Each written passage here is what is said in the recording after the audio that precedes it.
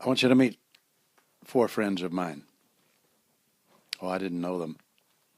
I would like to have known them. One was Daniel. He had another name in the country that he came to work for the civil service. He had three young men with him called Shadrach, Meshach, and Abednego. I think they're best known for a fire. You remember that they refused to bow down to the idol that was built in the land, and they were reported on by the folks who had sort of suggested that the idol be built, and everybody called to worship, and they wouldn't worship. Daniel, Shadrach, Meshach, Abednego refused to worship the idol.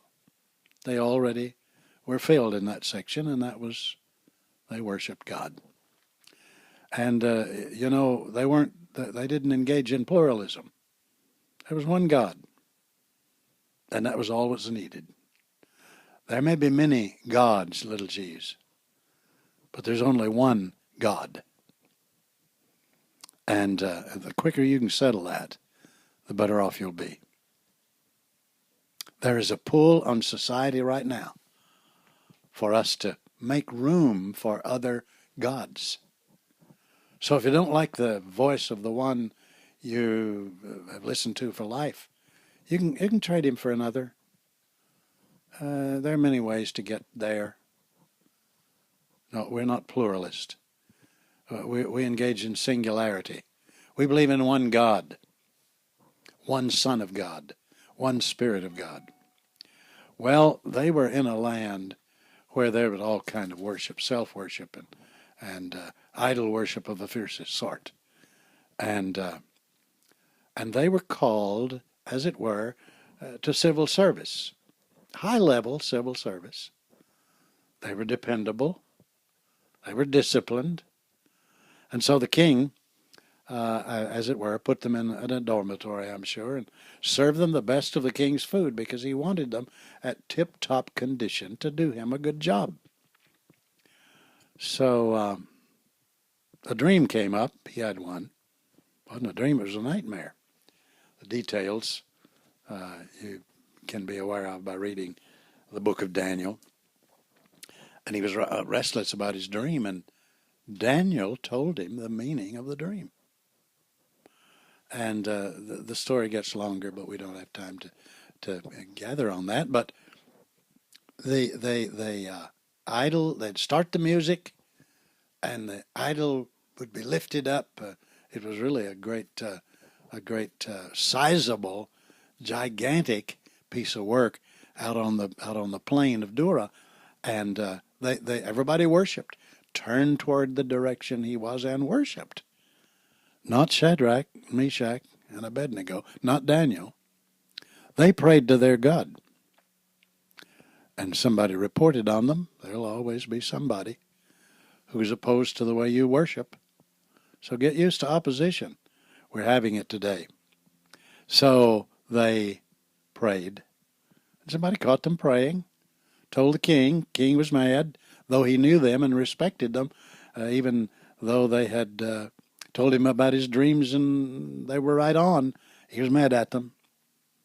And when they reported, he said, put them in the fire. Put them in the fiery furnace. And the more he talked about it, the madder he got. And he said, heat it 7 times hotter than we ever have. And they did. And they bound these 3. I've never figured out why Daniel didn't make the fourth one, but it was Shadrach, Meshach, Abednego, who was put in the fiery furnace. And by the way, the fire was so hot that the fellows who bound them up and threw them in got close enough to the fire to die before anything else happened. So the doors were shut, and there Shadrach, Meshach, and Abednego were thrown into the fiery furnace. Oh, by the way, when they were confronted, this is what they said. King, we respect you, but we cannot go against our God. He said, well, you know what I can do.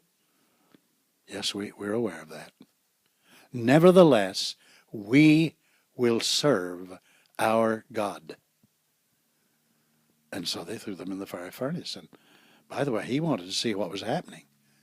And he came and looked in. There was a way to look in, and what he saw amazed him. There were 3 thrown in who were bound, and there were 4 walking around in the furnace. And one of them looked like, guess who? The Son of Man.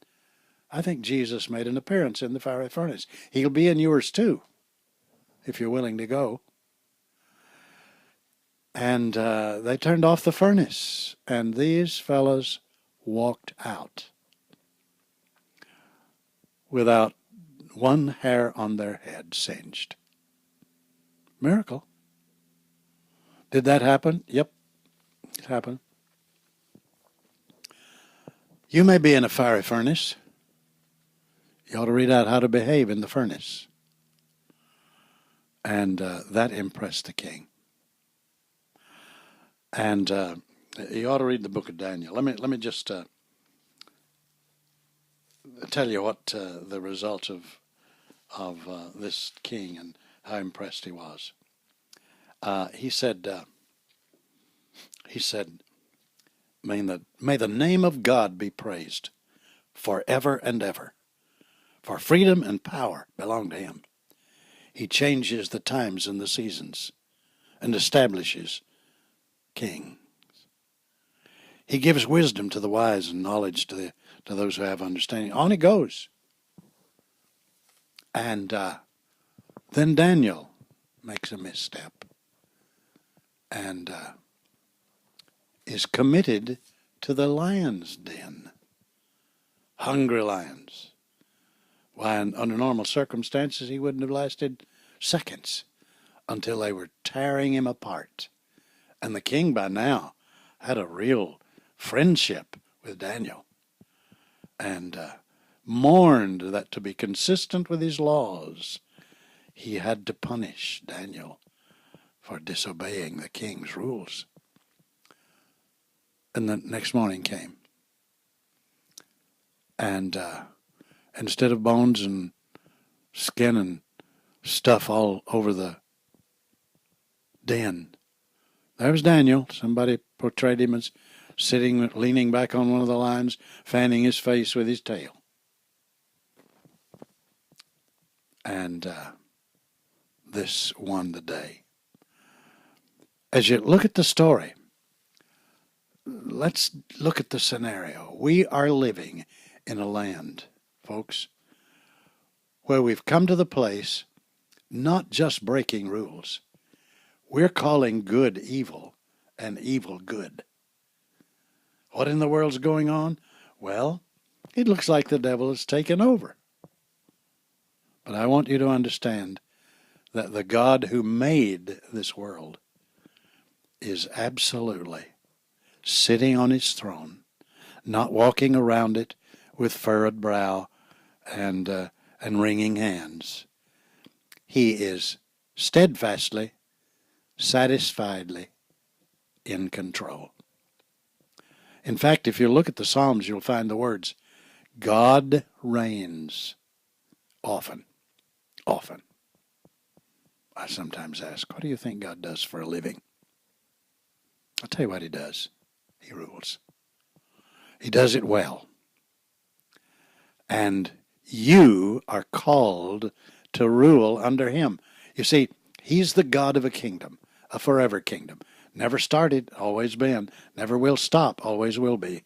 It is now. Your kingdom, your king.